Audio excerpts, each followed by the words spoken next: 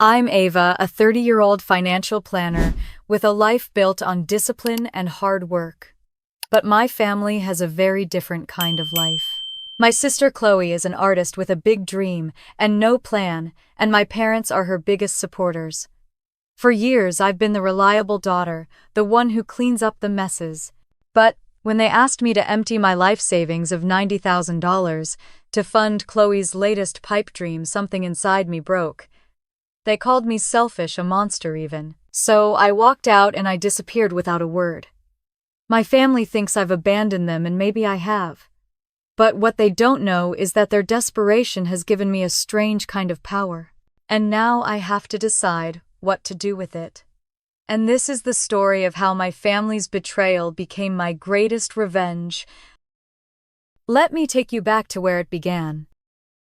I am still not sure exactly what happened. All I know is that 2 hours ago, I was a daughter with a life, and now I am just gone. It all started with a quiet little dinner at my parents' house just outside of Dallas, Texas.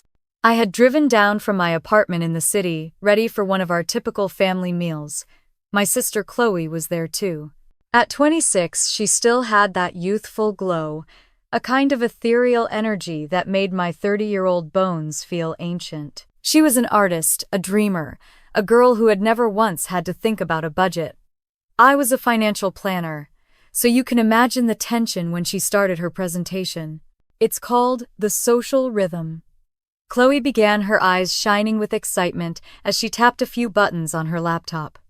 She had a little projector set up on the dining room table. She spoke of algorithms and data points of a dating app so revolutionary that it would change the way people connect forever. I sat quietly eating my pot roast and listening to the presentation. My parents, George and Linda, sat on either side of her looking on like she was painting the Sistine Chapel. She finally finished her presentation and looked at me, a challenge in her gaze. "Well, what do you think, Ava?" she asked. "I think it is all very impressive, Chloe," I said, putting my fork down. "But what is your actual business plan? Your revenue model?" My sister rolled her eyes. My mother gave me a warning look from across the table. "Don't be so negative, Ava. This is a brilliant idea." My father nodded along, a satisfied smile on his face. "Your mother and I have already invested $65,000 from our retirement savings. We are going to be so proud of our little girl." My blood ran cold. My parents had given Chloe $65,000 from their retirement savings. That money was their nest egg. They had worked their whole lives for it. I looked at my father, a man who had worked as an engineer for 40 years, and my mother, a retired school teacher. "Dad, Mom, you can't be serious," I said, my voice barely above a whisper. "Did you even do any research into this? The market for dating apps is already saturated." My father's face darkened. He put his hands on the table and leaned forward. "Ava, your sister's business plan is a little thin, that's true," he said. "But that's where you come in." I stared at him, my mind unable to process what I had just heard. "We need you to invest your savings," he continued. "We need you to put in $90,000. I just sat there, my mouth a little open. $90,000. That was all the money I had saved over the past 8 years. Every late night at the office, every weekend I had spent budgeting. All the little luxuries I had put off, all the nice clothes and vacations and nights out with friends that I had said no to. All of that had gone into my savings account. The account that held the money I was going to use to start my own financial planning company, my own life. "I can't," I said. "I can't do that. I have been saving that money to start my own business." My father's face got even darker, if that was even possible. "Don't be selfish, Ava. Your sister needs this. This is a family matter." He raised his voice loud enough that I felt the neighbors could probably hear him. "You owe this family everything. We raised you, we put a roof over your head. This family has given you everything. And now you're going to turn your back on us." My mother started to cry softly. "Please, Ava, just help your sister. It's a small price to pay." But my eyes were fixed on my sister Chloe. She was just sitting there, a little smirk on her face. Her eyes held a kind of smug satisfaction that made me want to get up and leave. So I did. I pushed my chair back and stood up. I didn't say a word. I didn't argue. I just walked out the door, the sound of my parents' voices screaming after me. My father screamed, "You are going to regret this, Ava." I did not look back. I just got into my car and drove. The air was thick with the smell of my parents' pot roast, and a kind of bitter disappointment that I had never felt before. I got into my car and just started driving. My hands gripped the steering wheel so hard, my knuckles were white. The air felt suffocating even with the windows down. I did not have a plan, but I knew I could not go back. The screaming had stopped, but their words echoed in my ears. "You are going to regret this." My father's voice. It was not a threat, it was a promise. I knew they believed it too. They honestly believed that without them, without their approval, I would be lost. For years I had built my life around what they wanted. I went to the state college they said was practical instead of the out-of-state art school I had dreamed of. I got the job at Summit Financial Solutions because it paid well, not because it fulfilled me. I saved every single penny they had told me to save for my future, a future they now wanted to take from me and give to Chloe. I had followed every rule, every expectation, every single unspoken demand. And for what? So that when I finally had something of my own, they could just ask for it. So they could call me selfish when I said no. I drove for what felt like hours, the city lights of Dallas fading behind me. I did not want to go home to my apartment. I knew that was the first place they would look for me. I needed to get away, truly away from all of it. I had to disappear. That word echoed in my mind. Disappear. It was a scary thought, but also a liberating one. I realized that my whole life I had never truly been free. I had always been tethered to my family, the good daughter, the responsible sister, the one who could be counted on to fix things. I had been their safety net for so long I had forgotten how to fly. My phone started buzzing in my pocket. Once, twice, then again and again. It was my mother. I knew it was her. I imagined the frantic look on her face, the way she would wring her hands and say, "Where is Ava? Why isn't she answering?" I did not answer. I pulled the phone out of my pocket and looked at it. The screen lit up with her name. I imagined her calling my father, telling him I was not answering. I imagined them both getting angrier and angrier. I felt a pang of guilt, but it was quickly replaced by a wave of cold resolve. I had to do this. For me. I turned the phone off and threw it into the glove compartment. The silence was deafening. It felt like I had just cut the last tie that bound me to them. I drove until the sun was a faint memory in the rearview mirror. I stopped at a gas station in the middle of nowhere. I went inside and bought a cup of coffee and a bag of chips. I looked at the snacks.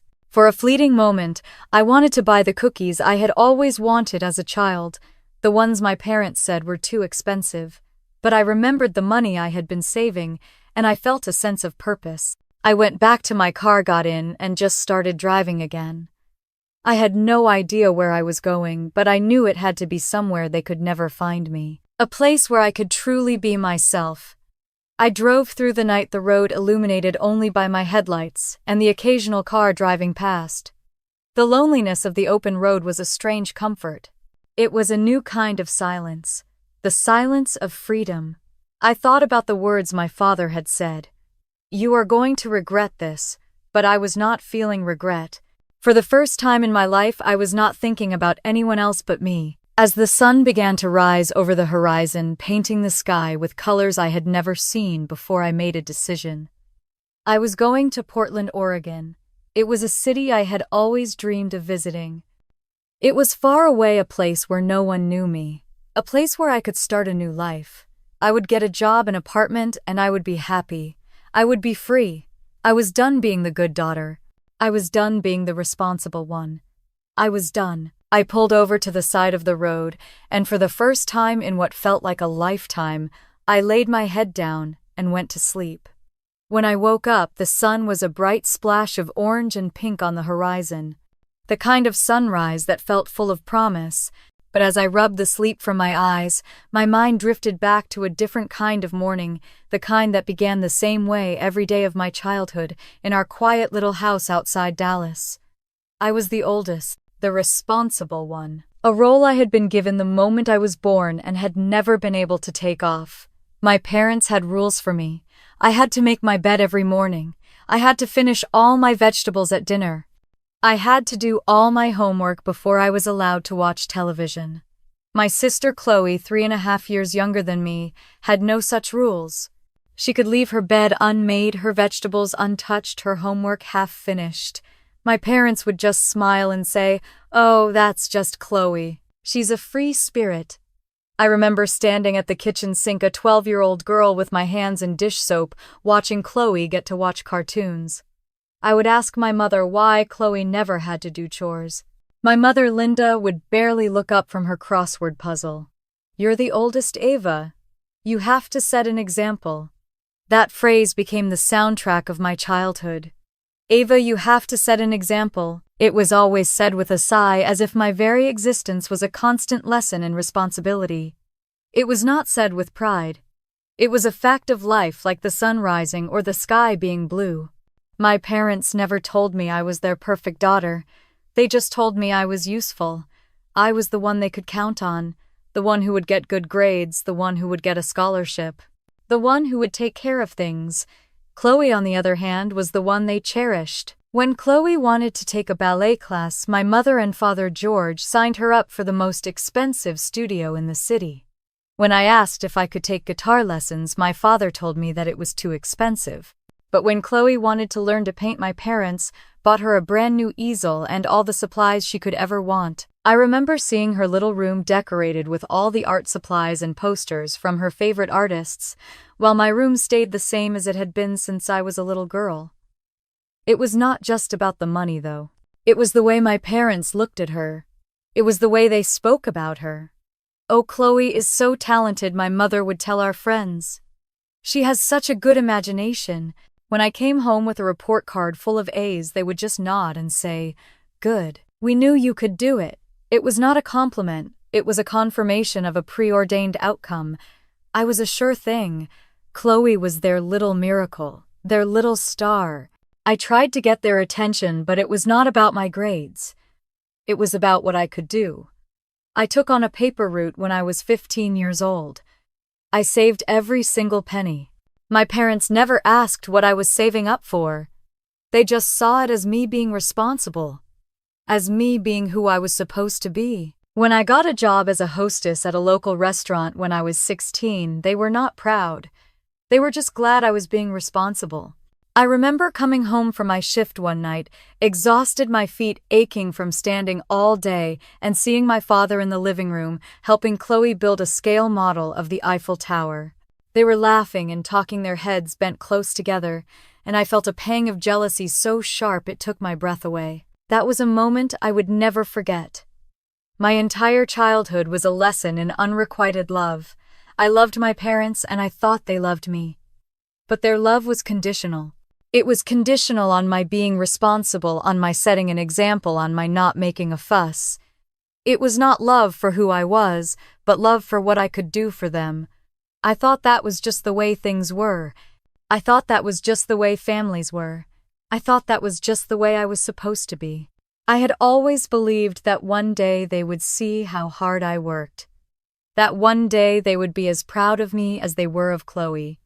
But that day never came. And I was tired of waiting for it.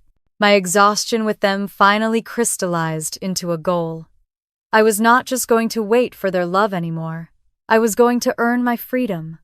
My path was clear to me from a young age. I would go to college, get a good job, and save enough money to be financially independent. That way I would never have to ask them for anything again. I would never have to depend on their conditional love. I chose to go to the State University in Dallas, a respectable school, but not the expensive private one that Chloe later attended. My parents were proud, but not for the reasons I had hoped. "It's so practical of you, Ava," my mother said.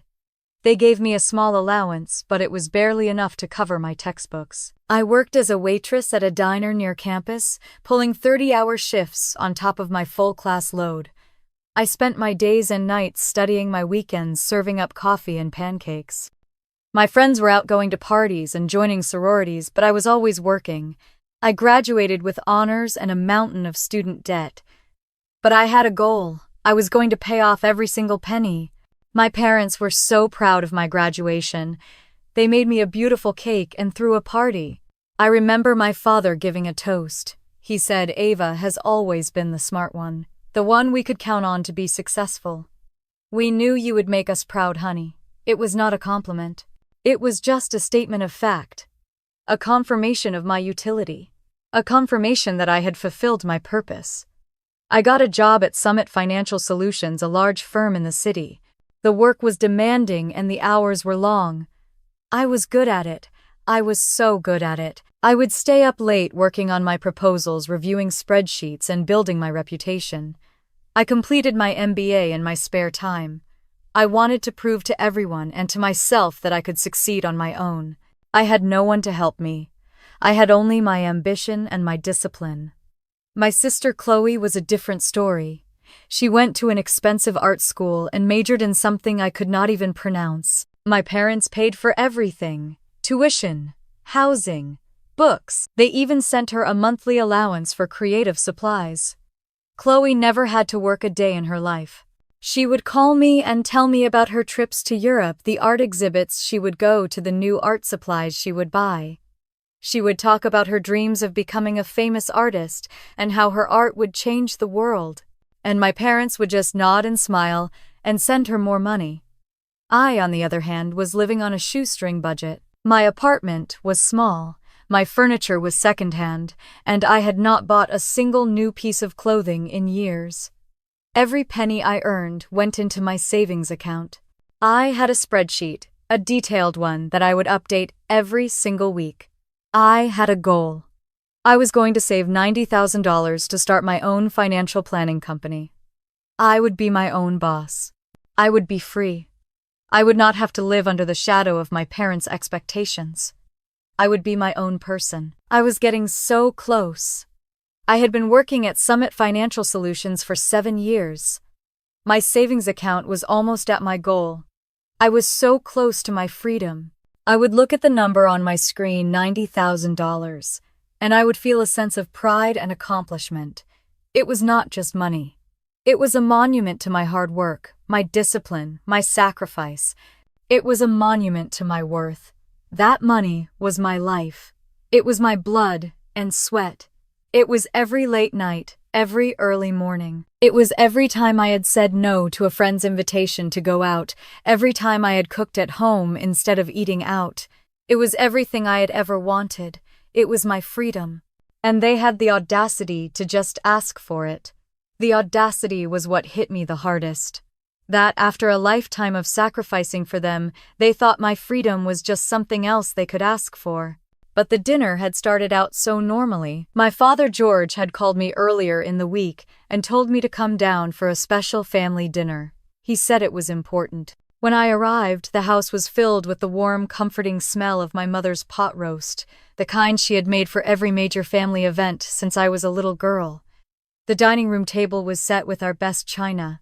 Chloe was there too, looking as beautiful as ever in a bohemian dress she had probably picked up on one of her many trips. She had a mischievous glint in her eye, a kind of excited energy that was usually a precursor to some kind of wild idea. We sat down to eat, and my mother Linda smiled at me and said, "It's so good to have the whole family together."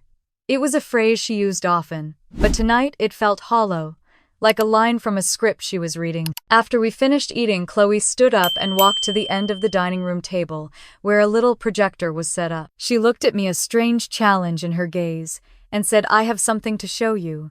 The logo for the social rhythm flashed on the wall.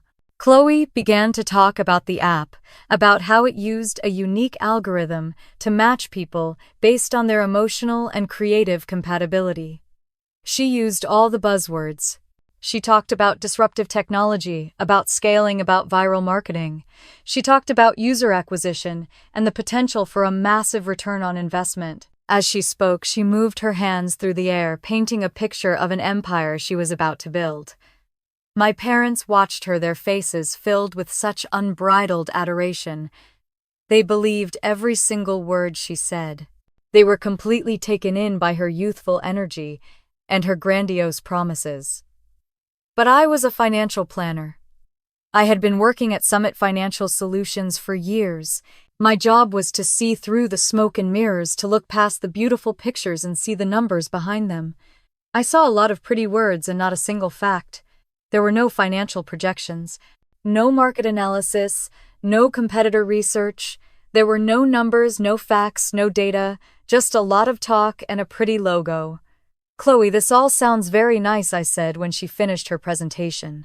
My tone was calm, professional. "But where is the money coming from? What is your revenue stream?" My sister's face fell. She looked at our parents, her eyes pleading for a rescue. My mother gave me a look that said, "Ava, stop. You're ruining this." But I couldn't stop. "Chloe, have you done any research on your target audience?" I asked. "Do you have any idea how much this is going to cost? The development alone could be hundreds of thousands of dollars. And what about user acquisition? Are you going to pay for advertising? How much will that cost?" My father, George, cleared his throat.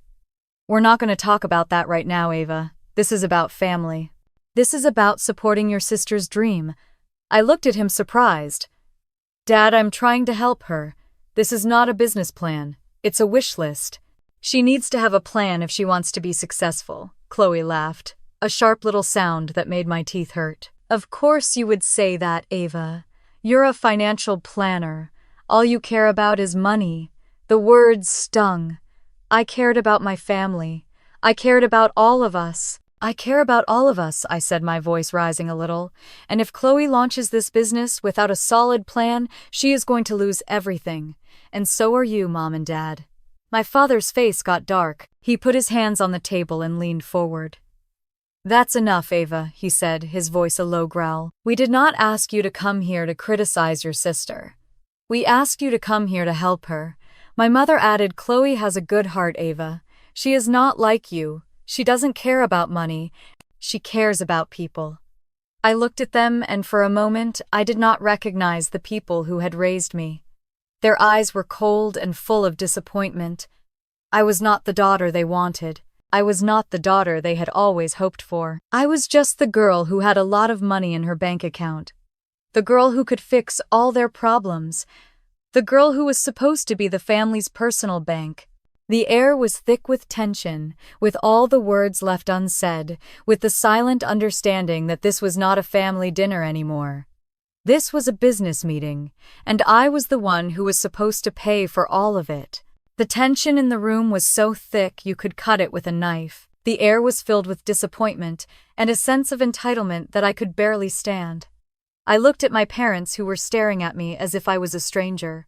"I have worked my whole life for this money," I said, my voice shaking a little. "I have a plan for it. I am not just a bank." My mother, Linda, started to cry. It was a soft, manipulative kind of cry that always worked on my father. He looked at me with a kind of pity that made my blood run cold. "Please, Ava, just help your sister," my mother said. "It's a small price to pay. After all, we have always been here for you. We have always supported you." I just stood there staring at them, my mind racing. Supported me. They had not supported me. They had expected me to be a certain way to act, a certain way to do what they wanted. They had not supported me, they had just expected me to be useful. I was their little ATM.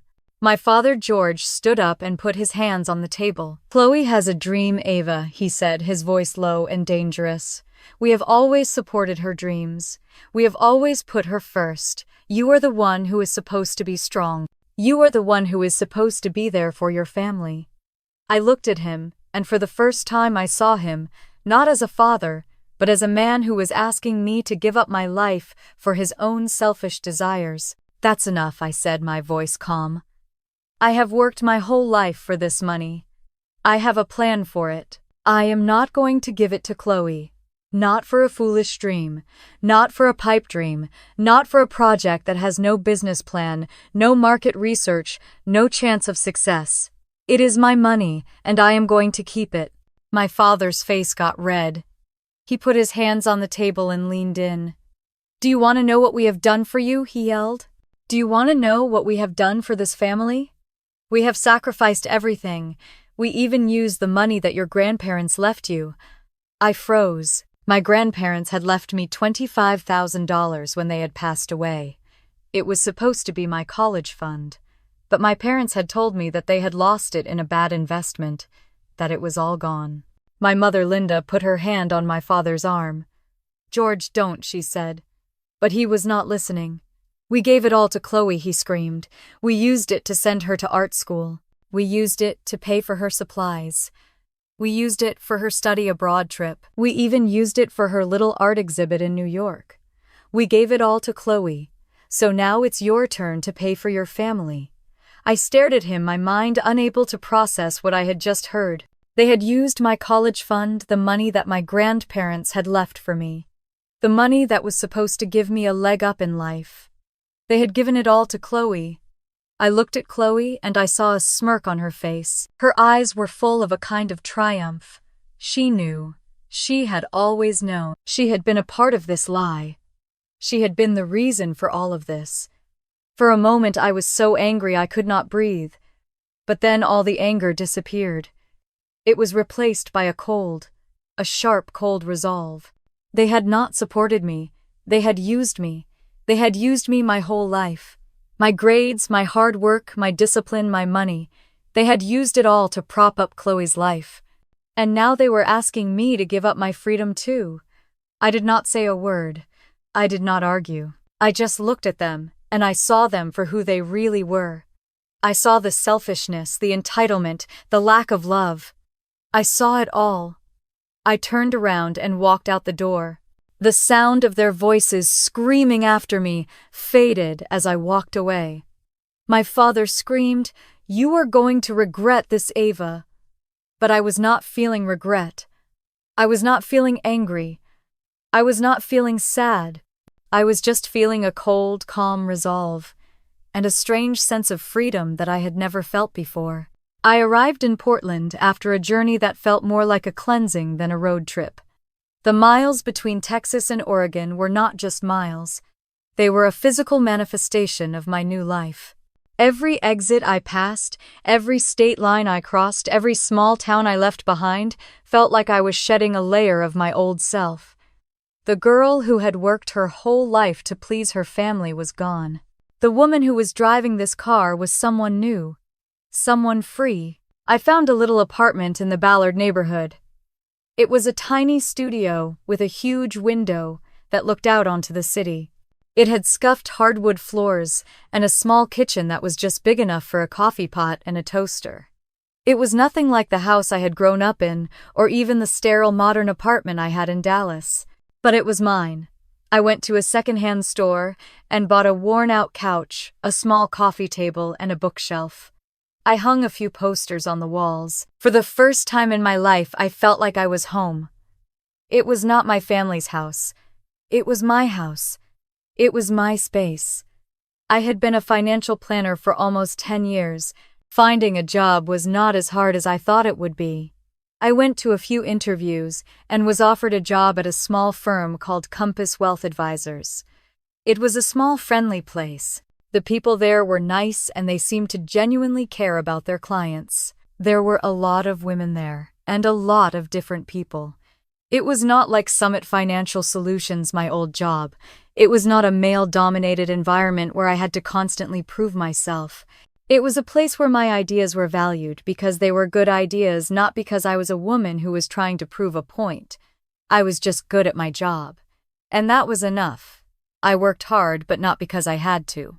I worked hard because I wanted to. I loved my job. I was helping people. My clients were not just numbers on a screen. They were people with real lives and real problems. I helped them plan for their futures, for their children's college educations, for their retirements. I loved my job. I was making good money and I was happy. I spent my weekends exploring the city.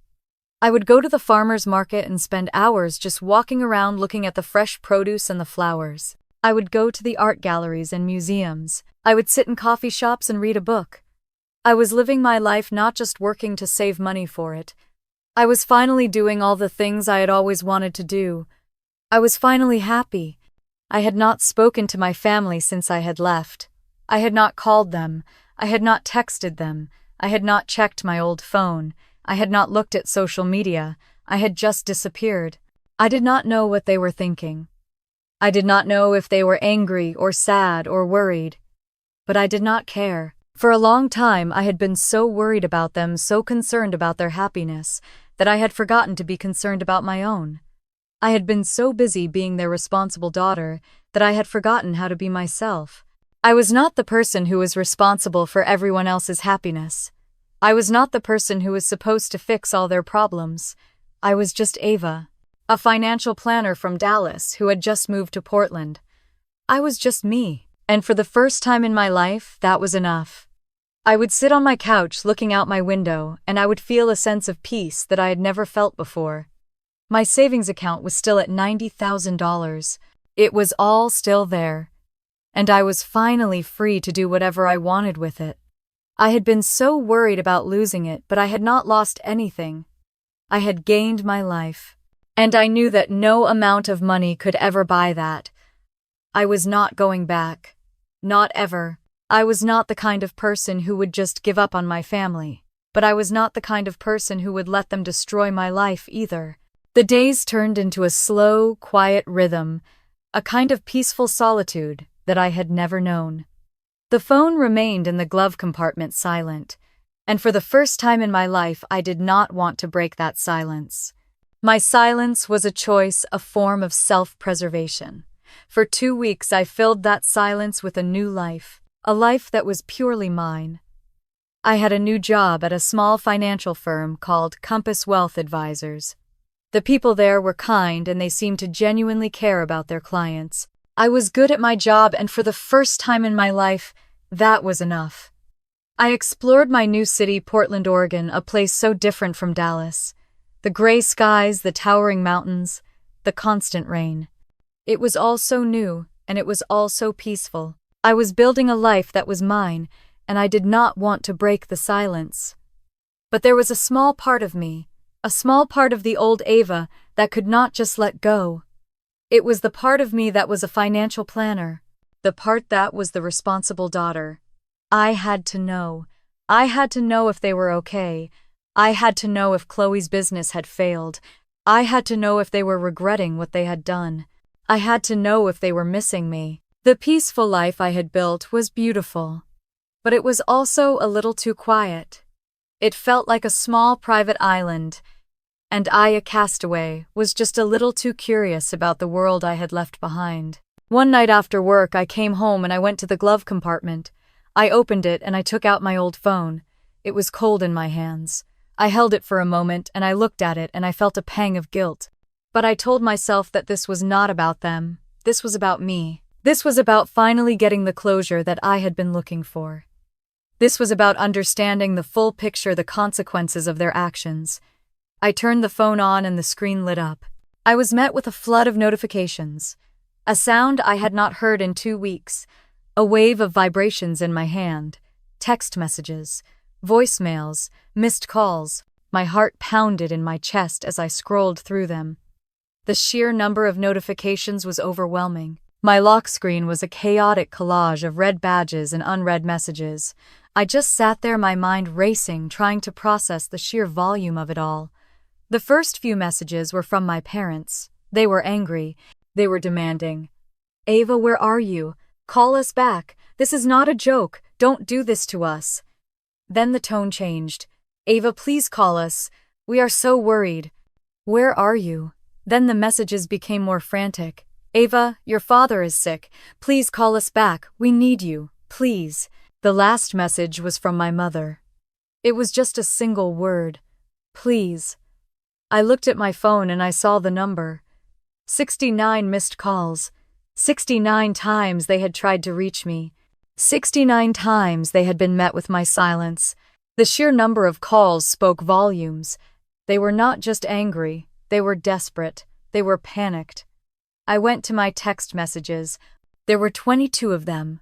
The first few were from my mother. "Ava, you are being so selfish. Your father is so worried. You are hurting us." Then they became more frantic. "Ava, where are you? The house is going to be foreclosed on. We don't have enough money to save it. We need you." I felt a chill run down my spine. The house. The house they had so proudly told me was an investment. The house they had mortgaged to pay for Chloe's dream. Now it was in danger. The next text was from Chloe. Ava, I was wrong. The social rhythm is a disaster. It is a complete failure. We are going to lose everything. We need you. Please come home. We are so sorry. My mind was racing. I felt a chill run down my spine. The karma was real. It was faster than I ever could have imagined. I had known it would be. I had known that Chloe's business would fail. I had known that my parents had no business plan. But I had not known that it would be so fast. I had not known that they would be in such a deep mess. I had not known that the house was in danger. I had not known that my father was sick. I just sat there, my mind racing. I was not angry. I was not sad. I was not happy. I was just numb. I looked at the phone and I felt a sense of power that I had never felt before. I was the only one who could save them, and I was the only one who could not. I was a ghost from their past, a ghost who was now in control of their future. The power was intoxicating, but it was also a burden, a heavy burden. What was I supposed to do with all of this? Was I supposed to go back? Was I supposed to fix it? Was I supposed to let them suffer? I did not know. I just sat there, my mind racing. And for the first time in my life, I did not know what to do. I did not know what to do. The phone, a portal to the life I had so desperately fled, lay heavy in my hand. For a full day I carried it with me, a constant reminder of the chaos I had left behind. My peaceful apartment, once a sanctuary, now felt like a gilded cage. I was no longer a castaway on a quiet island. I was a ghost, a witness to a disaster I had the power to prevent, but a part of me did not want to. A part of me, the part that had been so hurt, wanted them to feel the full weight of their consequences. My mind was in turmoil. Should I go back and fix it? Should I let them suffer for what they had done? I was a financial planner. I was trained to solve problems, but this was not just a problem. It was a family. It was my family. I knew I needed an objective perspective, someone who could see this for what it was, a financial problem, not a family drama. I thought of Sarah Jones, my best friend from college. She had always been my rock. A brilliant financial lawyer, she had a mind as sharp as a tack and a heart as big as Texas. I had not spoken to her in months. I was too ashamed. But I knew she was the only one I could talk to. I took a deep breath and sent her a short text. Hey Sarah, it's Ava. Are you free to talk? I felt a surge of adrenaline. It was the first time I had initiated contact with anyone from my old life. I waited for a response, but it never came. I felt a pang of disappointment, but then I remembered. It was a Friday night in Seattle, her city. She was probably out with her friends living a normal life. I put my phone down and tried to go to sleep, but I could not. The ghost of my family haunted me. The next morning I woke up to a text message from Sarah. Ava, I am so glad to hear from you. Where have you been? Are you okay? Call me when you get a chance. Her words were like a balm to my soul. I called her immediately. Ava, I am so glad to hear from you. I have been so worried. Where have you been? Why did you disappear? She asked. I took a deep breath. Sarah, I'm in Portland. I'm okay. But I need to talk to you. I have a problem. I told her everything, from the special family dinner to my parents' demand for my savings. I told her about the revelation, about my grandparents' money, about my sudden departure, about Chloe's failed business, and about my parents mortgaging the house. I told her about the 69 missed calls and the desperate text messages. Sarah was silent for a long time. I could hear her breathing on the other end of the line. Ava, I am so sorry, she said, her voice filled with a kind of quiet rage. I can't believe they did that to you. I can't believe they were so selfish. But you were right. You were right to leave. I just don't know what to do, Sarah, I said, my voice shaking a little. I am so lost. I don't know if I should go back. I don't know if I should help them. I just don't know. Sarah was quiet for a moment. Ava, you don't have to decide anything right now, she said. Just take a deep breath. I can help you. I can look into their financial situation for you. I can find out what is going on. We can get all the information we need. And then you can decide what to do. You don't have to do this alone. You have me. You have me and you have all your training and your experience. You are not a helpless little girl, Ava. You are a strong, smart, independent woman. You can do this. You can get through this. You just need to have a plan. Her words were a comfort. She was right. I was a financial planner. I was not helpless. I could get all the information I needed. I could find out what was going on. I could make a plan. I could get through this. So for the next few days, I worked with Sarah. I gave her all the information she needed. She used her resources as a financial lawyer to discreetly investigate my family's financial situation. She looked at the public records for their home. She looked at the business records for Chloe's company. She found out everything. She called me a few days later. Ava, I have all the information you need, she said. The house is indeed in danger of foreclosure. They have a mortgage of about $450,000, but they have taken out an additional home equity loan for $135,000. They have not been making the payments on it, and they are in a deep mess. As for Chloe's company, it's a disaster. It is a complete failure. She took out a loan for $50,000 and spent it all on a fancy office and a fancy website. She did not have a single client. She did not have a single investor. It was all a complete lie. She has no money left. She has no way of paying back the loan. And your parents' retirement fund is gone. It is all gone. I just sat there, my mind racing. I had known all of this, but hearing it from Sarah, hearing it from a professional, made it real. The karma was real. It was a bitter pill to swallow. I felt a pang of guilt. I was not happy about their misfortune. But I was not sad either. I was just numb. I was just a ghost. A ghost from their past who was now in control of their future. I was the one who held the cards, and for the first time in my life I knew what to do. I had a plan that would save my family, but would also ensure that they would never take advantage of me again. My plan was simple, and it was rooted in the same principles that had guided my career. It was not about emotion. It was about logistics. It was about creating a new foundation for our family, one that was built on respect and boundaries, not on silent expectations and old resentments. I sat at my desk at Compass Wealth Advisors. My laptop was open. My fingers hovered over the keyboard. I took a deep breath. I was not just sending an email, I was sending a declaration of independence. The email was short and to the point. It was addressed to my mother and father with Chloe CC'd. Hello, Mom, Dad, and Chloe. I hope this email finds you well. I am writing to you today to discuss the current financial situation of our family. I am aware of the financial difficulties you are facing, and I am willing to help you. However, my help comes with conditions. I have arranged for an independent financial consultant, Mark Davis, to join us on a video call. This meeting will take place tomorrow at 12:30 in the afternoon Central Time. I expect all of you to be present. During this meeting, we will discuss the financial situation of the family, and we will discuss the conditions of my help.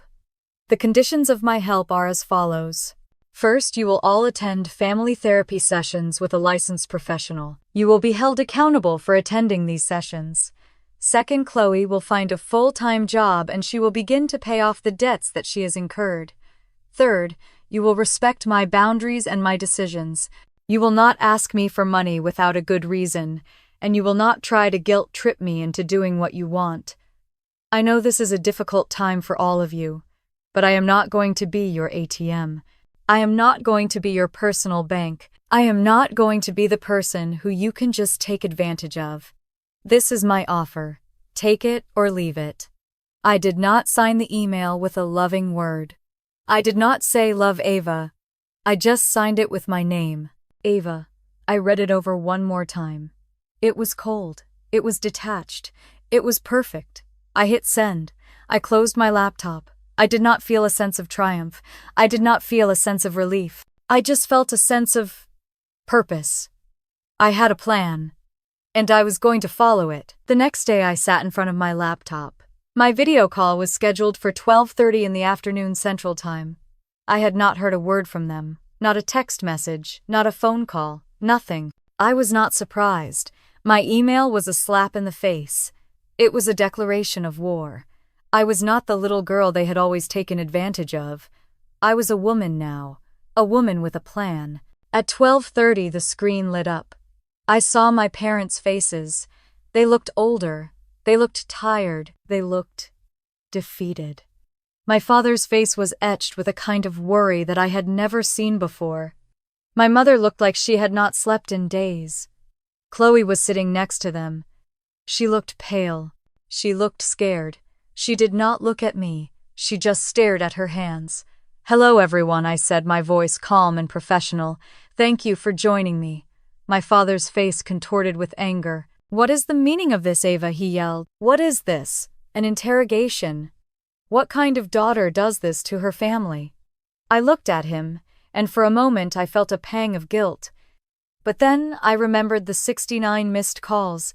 I remembered the desperate text messages. I remembered the years of silent sacrifice. And the guilt disappeared. "This is not an interrogation, Dad," I said. "This is a business meeting. This is a chance for us to fix this. But you have to agree to my terms." My mother Linda started to cry. "Ava, please," she said. "We are so sorry. We were so wrong. Just please help us. We are losing everything." My father George just looked at me, a mixture of anger and shame on his face. "We have no choice," he said. "We have to agree to her terms. We have to do what she says. We are going to lose everything." I looked at them. They had not apologized. Not really. They had just admitted that they had no choice.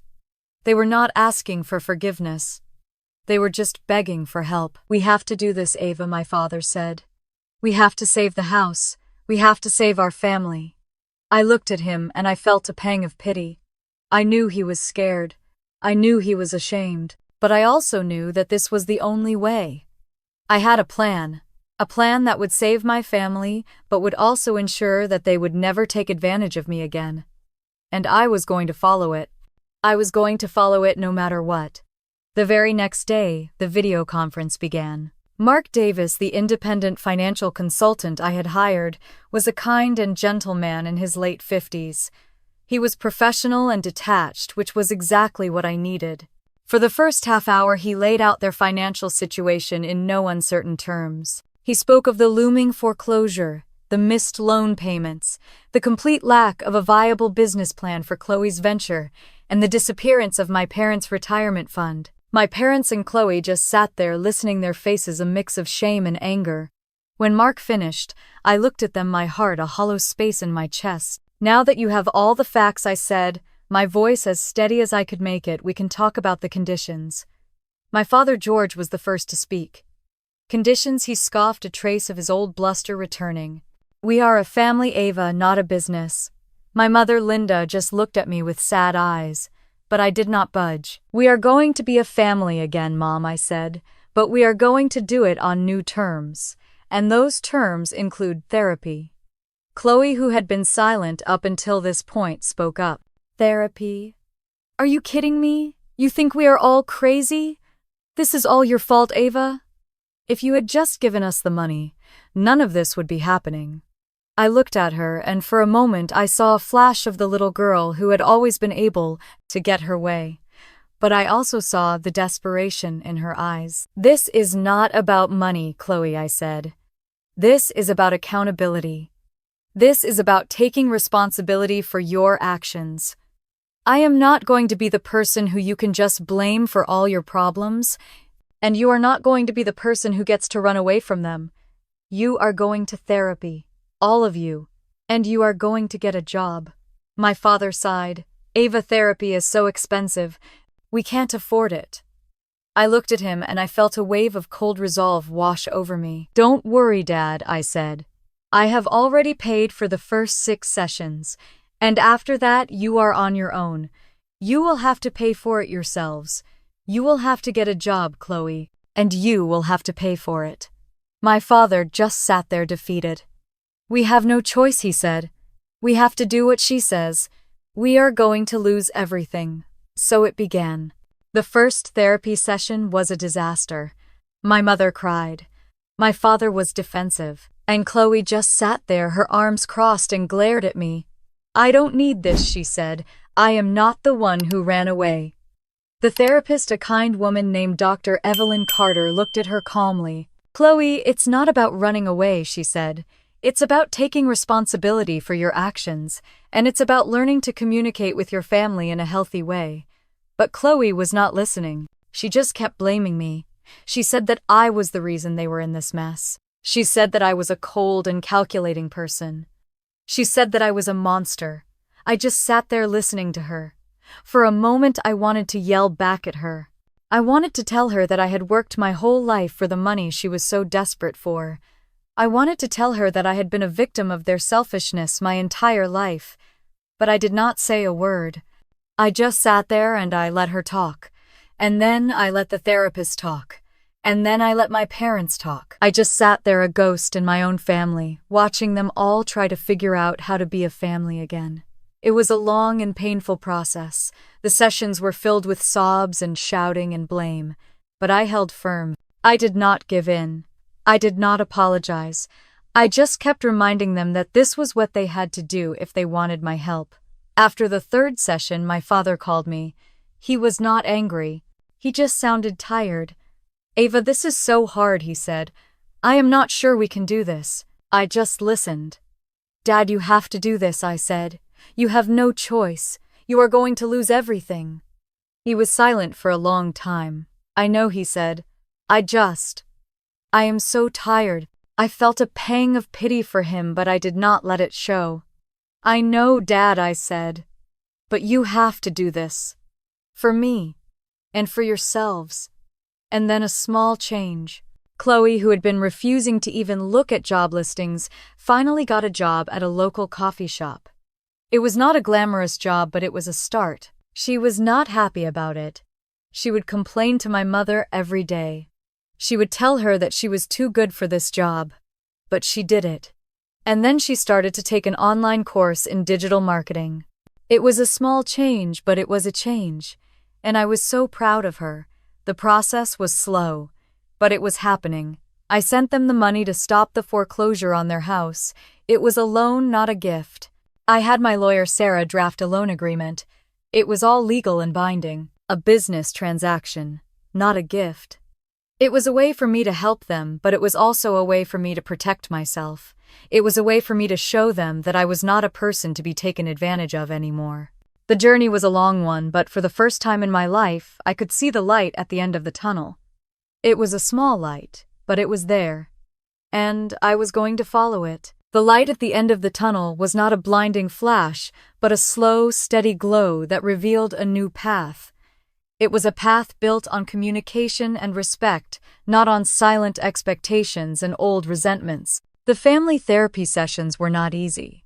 They were filled with tears and arguments and painful truths. But we were talking. For the first time in our lives, we were having honest conversations. We were not just speaking. We were listening. We were hearing each other. We were learning to understand each other. My mother, Linda, admitted that she had always put Chloe first because she was afraid of losing her. She was afraid that Chloe, the free spirit, would leave her. She had been so afraid of losing her that she had lost me. My father, George, admitted that he had always put all the pressure on me because he was afraid that I would fail. He was so afraid that I would fail that he never even gave me a chance to succeed on my own terms. He had always seen me as a tool, not a person. He had always seen me as a responsibility, not a daughter. And Chloe, the little girl who had always been able to get her way, admitted that she was so used to getting everything she wanted that she never learned how to work for it. She was so used to being the center of attention that she never learned how to share it. She was so used to being the favorite that she never learned how to be a sister. I sat there listening to them, and I felt a sense of peace that I had never felt before. I was not angry. I was not sad. I was not happy. I was just at peace. I was a person who was not defined by my family's expectations. I was a person who was defined by my own choices. I had chosen to leave, and I had chosen to come back. And in doing so, I had not only saved myself, but I had saved my family. The financial recovery was a long process. The loan I had given them was legally binding. It was a business transaction, not a gift. They had to pay it back. They had to make the payments on their house. They had to pay for their therapy. They had to learn how to be responsible. And they did. It was not easy. They had to sell a few things. They had to cut back on their spending. But they did it. And Chloe, the girl who had always been able to get her way, finally got a job. She was a waitress at a local restaurant. It was not a glamorous job, but she did it, and she was proud of it. She started to pay off her own debts. She started to learn how to be a responsible person. Our relationship was not perfect. It was a work in progress. But it was better. It was real. We were a family again. But we were a different kind of family. We were a family that was built on honesty and respect. We were a family that was built on communication and boundaries. We were a family that was not going to fall apart. We were a family that was going to work together. The journey was a long one, but for the first time in my life, I was genuinely hopeful about my family's future. Not because I had sacrificed myself to maintain harmony, but because I had finally valued myself enough to demand change. Sometimes, walking away is the only path to being truly seen. And sometimes, the most selfless thing you can do for those you love is to finally and belatedly love yourself first. Have you ever had to walk away from a relationship to gain perspective? What boundaries have you set that changed everything? Share your experience in the comments below. And do not forget to subscribe if this story resonated with you. Thank you for listening to my journey from obligation to empowerment. Remember, you deserve to be valued for who you are, not just what you can provide for others.